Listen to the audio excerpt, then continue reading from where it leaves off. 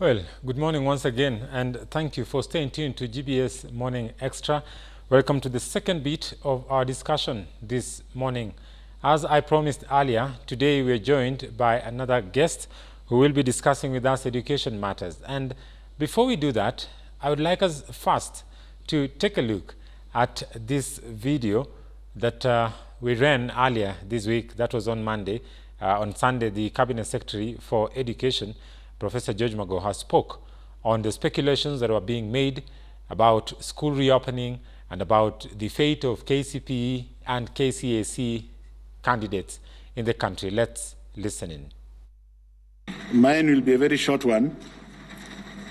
The government loves all our children, both with special needs, those who come from poor vicinities, the middle class, and those who are able. I want to emphasize the fact that for the past 4 weeks or so, the children have been on normal vacation, an activity that will end on the 4th of May of this year.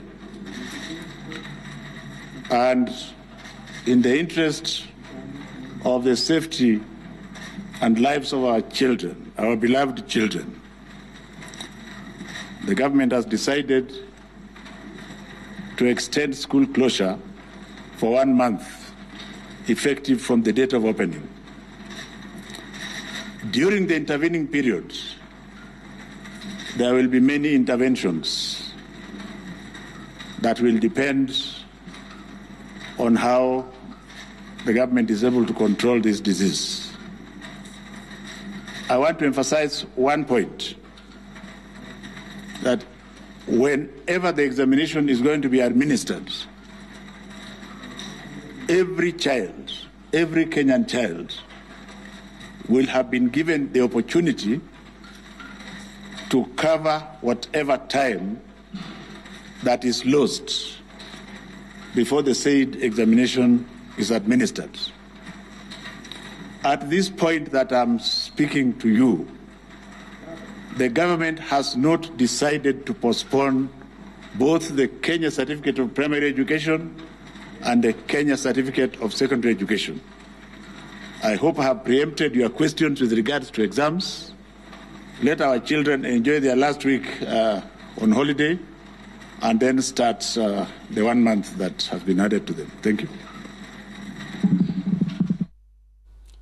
Well, that is the Cabinet Secretary in charge of education, Professor George Magoha, there earlier this week, that's on Sunday, speaking to the press about the fate of our children who are already staying the stay-at-home order that was issued by the government for, interest of trying to curb the coronavirus spread, and also touching on the KCPE, KCSE candidates. Before we touch on that, let's look at the effects of, extending this holiday by a month and what it means to our children back at home. How are we going to cope as parents? How are, parents prepared to, handle this, despite there being of course, the stay-at-home order by the government? To help me discuss this further this morning, I'm joined by Collins Bore. Collins Bore is an educationist, I can call him that, and he's also a teacher. Collins, good morning. Good morning to you, Timothy. How are you doing, Collins? I'm really good. Yeah, Thank you for sound having me on the show. You sound down. Are you fine? I am okay. I'm okay. Sawa. Collins, you just listened to the CS, and we saw his announcement on Sunday, announcing the extension of the holidays, and saying that besides the initial period was being expected actually to end by May 4th, there's been a 1 month extension. So we are looking at June 4th, and also this also still depends on how the government observes the way that the coronavirus will be treating Kenyans. What's your take on that? What's the fate of our children who will be staying at home for this long? Okay, thank you very much. It was obvious that the CS, the good CS of education, Professor George Magoha, was to extend the school closure, because looking at the things right now, it still is very, very difficult for schools to reopen, because of course cases keep rising, and we cannot put the lives of our children at jeopardy. We cannot put their lives in danger by allowing schools to reopen. The government must take measures to ensure that there is safety of our children. Because when school reopen, and you can imagine the social gathering and all that, that will be detrimental to their lives, because virus, we are told, spread very fast in a place where people are gathered. And of course, you are aware that schools are places where there is no social distancing at all. So the government had no option but to extend the school closure. But that does not mean that the schools must reopen on June. As you said, it will depend on how the government will have contained the virus then, so that by June they will be able to look at the way things are. And if they are, from their side, pleased that they can be able to reopen schools, then that will happen. But as of now, it still remains that the schools are closed and children are at home. And remember, these same schools are being used as quarantine centers. Sure. So it will really take time, because before schools are opened, those schools will have to be fumigated to ensure that they are safe for our children there. So it was too obvious, if you ask me, that the schools closure will be extended. I know it came as really as a great challenge to most parents, because already they are feeling the pinch at home, and they are really finding it hard for children to study at home. But I think we'll have to bear with the government as of now, because that is the only good thing that they could do. Yes. Well, I do agree with you, Collins, on that. And indeed, this all depends on how the government will be able to, control the spread of the coronavirus in the country. And that also calls for a lot of cooperation also from the rest of the wananchi. So far, I think the government has also in other areas been grappling with, getting, to contain or to get the general public to cooperate in some instances, not all, in some instances. But then I would say that at the moment, in your own observation, Collins, what do you think? Are Kenyans really, cooperating with the government in terms of, the quarantines, and also in terms of social distancing, in terms of what we call them, the evening, dusk to dawn curfews? Yes, I would say that a majority of Kenyans have heeded to the government directives to follow some of these guidelines that have been laid down by the Ministry of Health. Of course, it has to do with the social distancing, wearing of mask when you're out, staying at home, the curfew that we have, the dusk dawn curfew. Majority of Kenyans have heeded to these directives.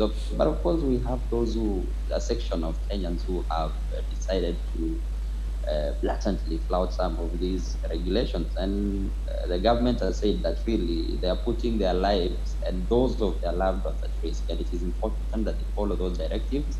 Because there are those who think that this is a joke.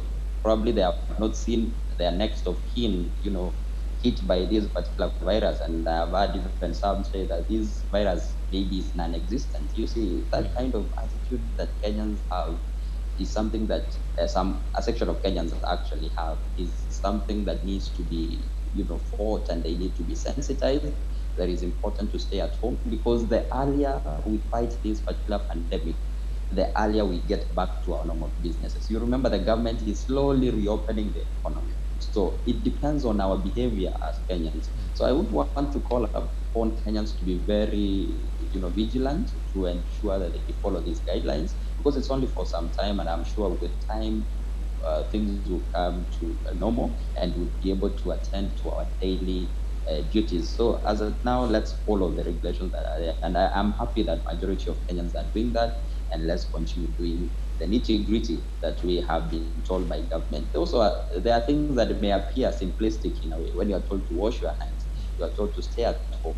According to people, it's something that is, simple, but then those simple things are what will, determine how we head going forward to the future, so that we avoid being in this situation for a very, very long time. Well, quite true there. And I also believe that, you know, the virus cannot spread unless there's a lot of movement among people. And that's why I think also staying at home and keeping the social distancing will be really helpful for Kenyans in the coming days. And also, I think some of these measures that the government is putting in place is not just meant to stop the virus from spreading, Bore. I think it's also to make sure that we get back to, you know, things get back to normal as possible. We've got the economy of the country almost at a standstill. We've got the education sector not moving, and other sectors as well, you know, brought down to a standstill. Construction industry is literally not working this time because, I mean, you need to put some few people in the site, and yet some houses are at the stages where, you know, some buildings are at the stages where the construction really needs a mass of people. And I think those are some of the considerations that Kenyans need to put in place. But having said that, I would like us also to talk about the fate of the KCPE and KCSE candidates. And on that, I would like us to focus more on, you know, the exam papers. The exam papers, as we discussed earlier the other day when we were being joined also by my good friend Otoa Sifuna, the fact was that, you know, the papers are printed in the UK, and, you know, we need someone to go down there and examine them and also confirm that everything is set to bring them again once they are brought. You know, their location and the distribution has also to be planned and everything. How is this going to work, Bore? Is it possible that we have these exams done this year? I think if you look at the disruption of the term so far, I don't think the term has been really destabilized, so to say, as at the moment. Because when the schools were closed, you realize that we only had around 3 or so weeks remaining. And of course, students headed to their normal vacation, which lasted for 1 month, and the schools were to reopen on May 4th, meaning that if everything were to normalize and we were to be back by June, then we'll only have, you know, fallen short of 1 month. That means we will have wasted that 1 month. And I think schools can make readjustments to ensure that that 1 month is catered for and is, you know, we make up for that lost time. But if that does not happen and we have this pandemic going on for a long time, then KCSE and KCPE may have to be postponed. And also looking at the dynamics that we have around the world, I mean, much of our concentration right now is on fight against this pandemic. And therefore, having those examinations, and Otoa Sifuna put it right, that some of these, not even some, all these examinations are usually done from printed from abroad, and people, there are those who might have to look at it and ensure that they're in good shape. So I think at the moment, with the restrictions that we have of movement, unless we ensure that probably they come as part of the cargo or something of the sort, then that might not happen, because right now the world is concentrating on this particular pandemic. But I'm sure if we are able to contain this virus within the very few months, the fewest months, let's say only 1 or 2 months, there will be no need to postpone these examinations, because we can make up for the lost time and examinations go as scheduled. But as of now, I think the much concentration is the fight against this pandemic. Because if you ask me, in this world, there are two things. There are things that are urgent and there are those that are important. So the urgent thing right now is to fight this pandemic. And I know it is important for students to go through the education system and all that, but it's something, in my view, that can wait until we have everything in order. Yeah, sure. And, you know, important things and urgent things. Indeed, fighting the COVID-19 or fighting the coronavirus and, you know, bending the curve should be the priority. But then education also must go on, and this is something that we cannot, you know, look aside from. You know, there have been other options, Bonabore. There have been the options of, you know, online study. Is that peaking in Kenya, according to your own observation as a teacher? Is it really peaking? Is the idea peaking? I would say that half of the population has embraced it. Of course, those who are able to access some of these online platforms, And it's been a very effective one for them because they've been able to interact with the materials that we have online. They've been able to interact with their teachers, even as simple as the use of WhatsApp. We have WhatsApp groups where teachers can have discussions with their students and ask questions. The students ask questions and they're able to answer them. There are those who have gone to the Google platforms. We have different platforms that they're embracing. But as I say, it is only for some bit of population. There are those that feel left out, especially those from rural areas where they still face underlying challenges such as the issue of electricity, the internet connection. You have a lack of access to some of these platforms for them because right now, as I said earlier, is that their concentration is on provision of food for the family, and those are the necessities. And for them, online learning may be a secondary need for them. So, as at the moment, I would say that there's some bit of population that is benefiting while another one is not benefiting. But I'm happy by one thing. When the CS was giving that short speech on Sunday, he talked of that every student will be given an opportunity to make up for the lost time, meaning that every student will have to be brought on board to ensure that they make up for the lost time and they are able to revise for those particular areas that they cannot read for. Meaning that even if schools were to reopen, it's not that we'll push the syllabus further. We'll have to start from where we left so that we have all the students on board and ensure that they are covered because it is not their fault. And I think the government also has some plans going by the speech by the CS to ensure that probably they're able to reach out to some of these particular families that cannot afford online learning, be it in terms of the internet connectivity or electricity or something of the sort, but they need to work on that as fast as possible so that students also from marginalized areas, students from poor families can be able to continue with learning like their counterparts in some of these other, quote unquote, big schools. Collins, you saying that, something comes to my mind, and there's this question that I really want to ask. Some students are able to access the online learning, but then most students, and I would say in this, and I think I will be corrected if I'm wrong, most students from public institutions are not able to access this, or if there are some who are accessing this in public institutions, very few public institutions are actually able to, afford or even to implement some of this online study for their children. Collins, some systems actually do support, the online system very well.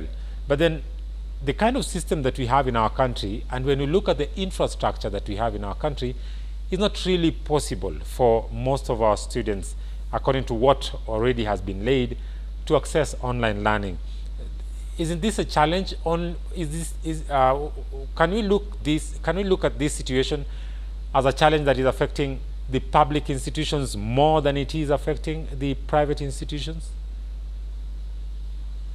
Yes, absolutely, absolutely. It's affecting many of these public institutions because we don't have enough infrastructure, as you say. A majority of the private institutions, we realize that they've been able to roll out this particular online learning very fast and swift because for them, they have invested a lot more on some of these platforms and they're able to even go further and ensure that classes go on. But majority of our students and pupils in public schools really find it a challenge because they have other underlying challenges. And remember, some of these students who are really happy when they're in school compared to when they're at home.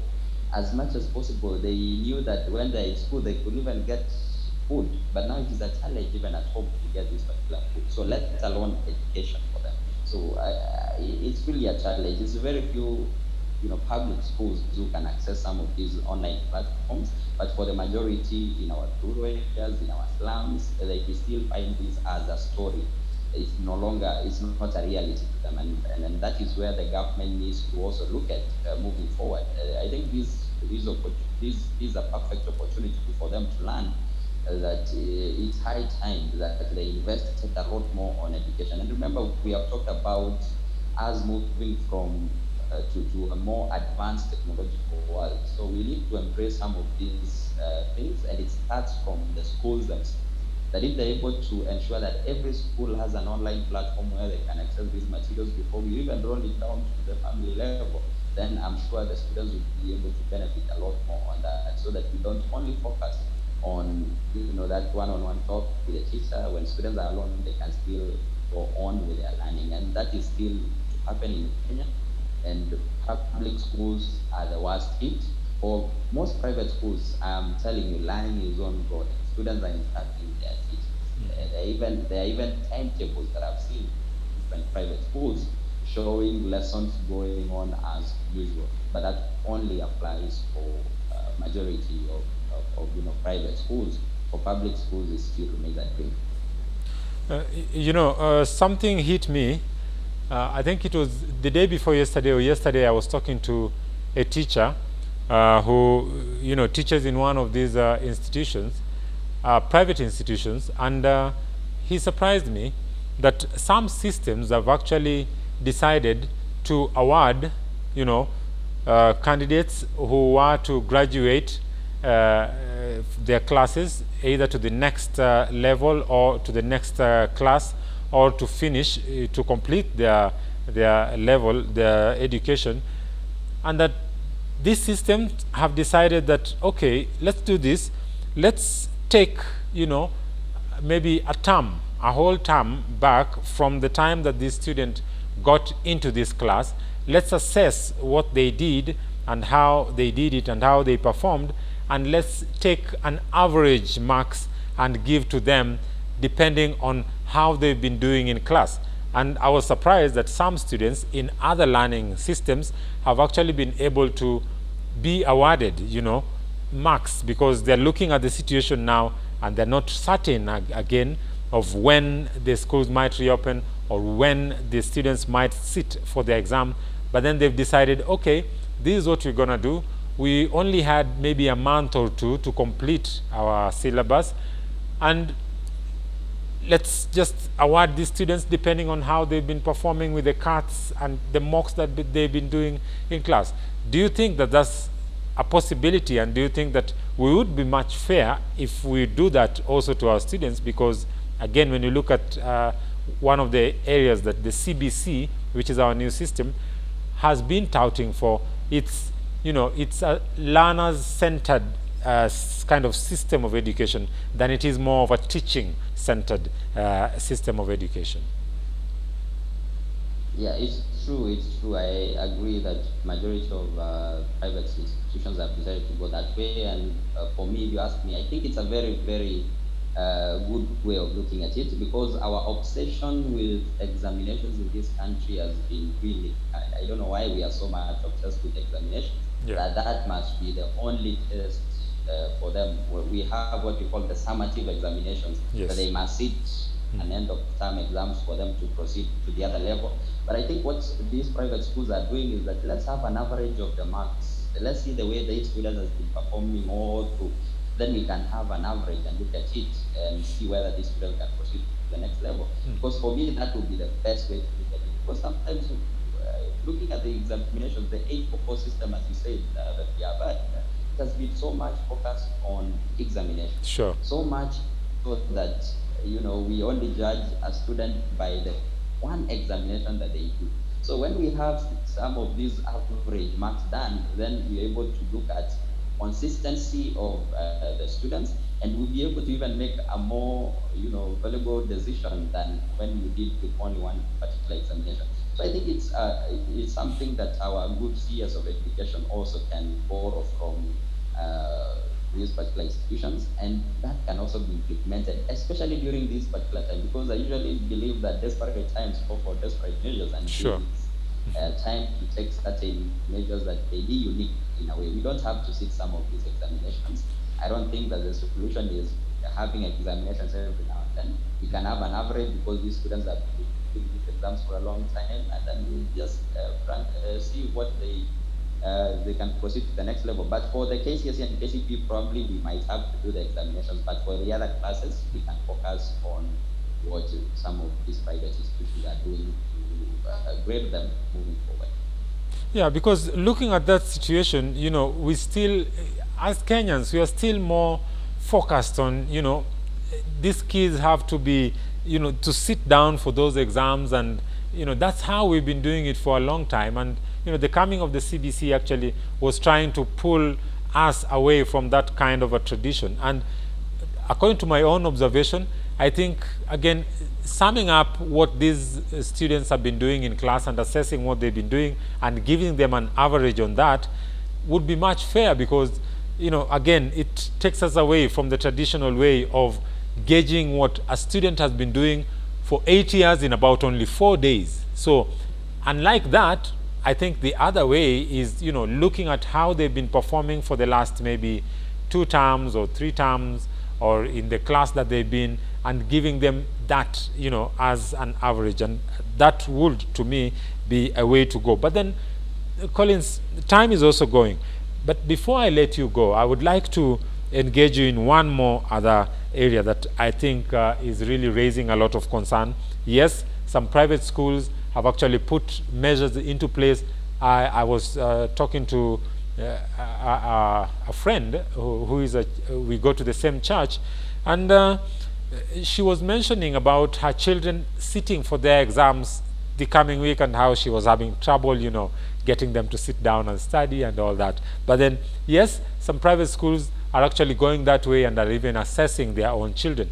But the challenge here is that some of them are still paying fees at the expense of these parents who are already decrying the high investment that they've put into, investing in things like laptops at home, investing in things maybe they were never connected to the internet at home. They have to invest on internet and so on and so forth, and yet they still have to pay for their fees and also their exam fee.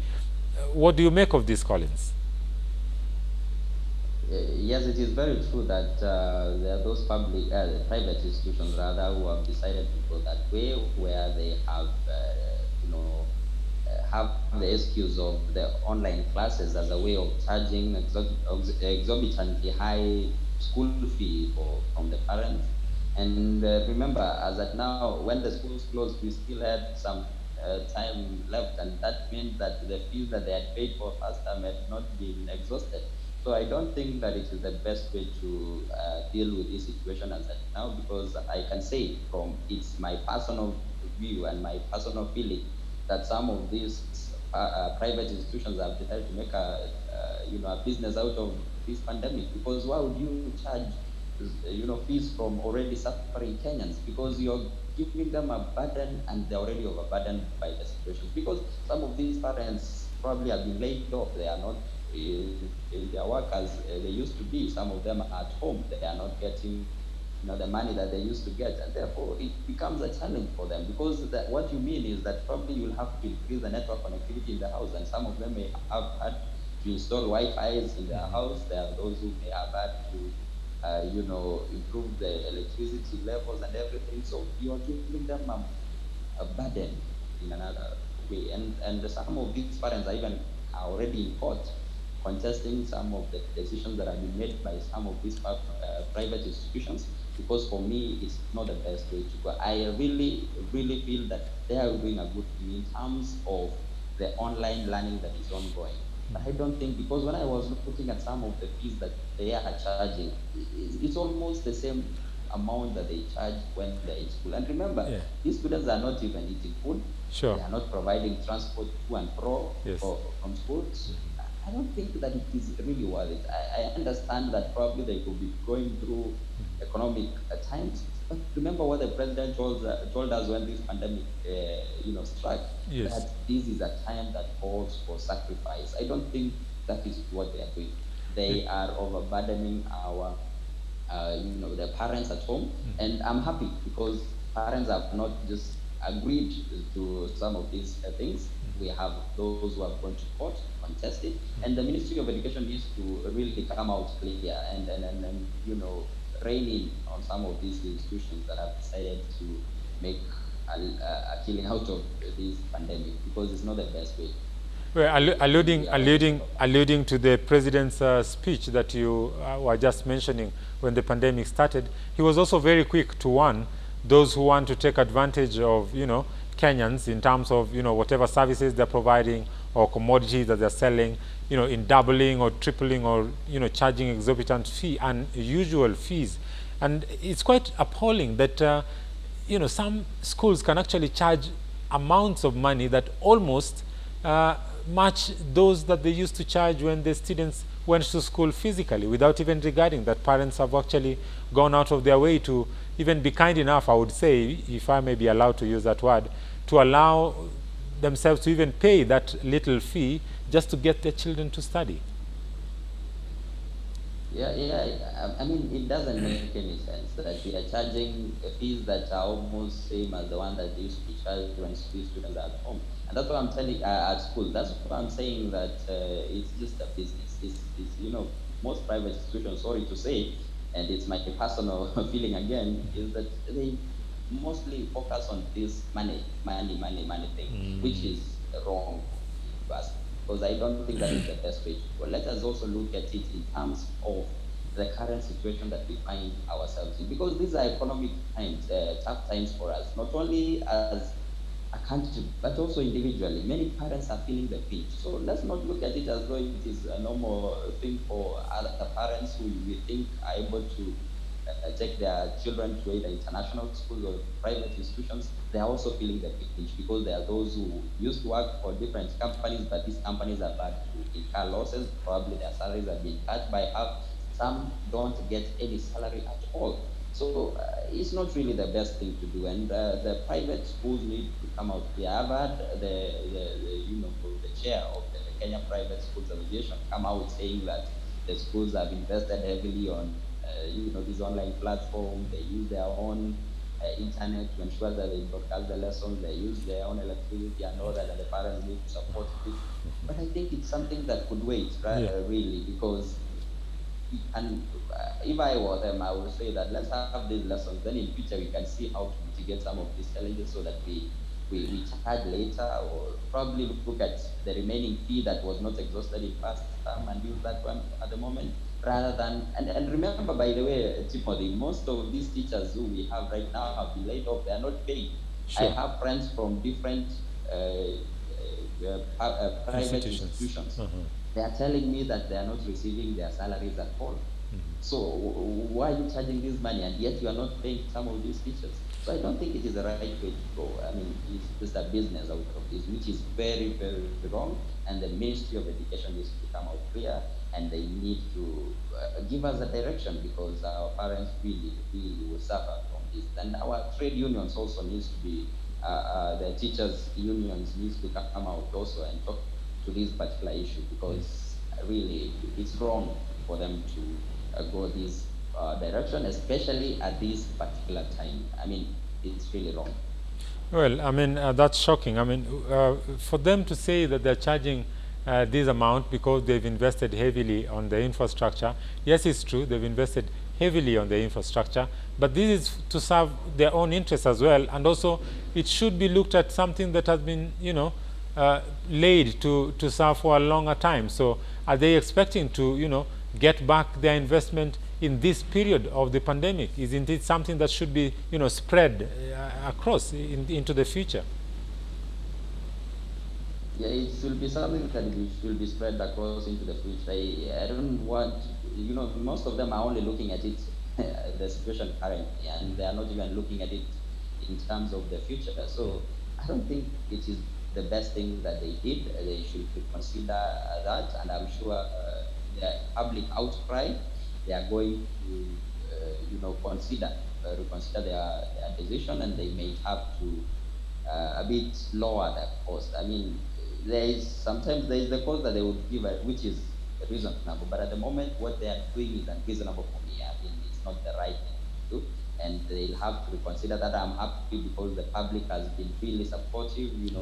With the social media, people can go to Twitter and they can put out their issues there. The government usually listens to what we call the KOT, the Kenyans on Twitter. They're able to very, very, very fast, and the government act. So I'm sure that they don't go far, right? The government will catch up with them, and they will have to consider their opinion, their decision.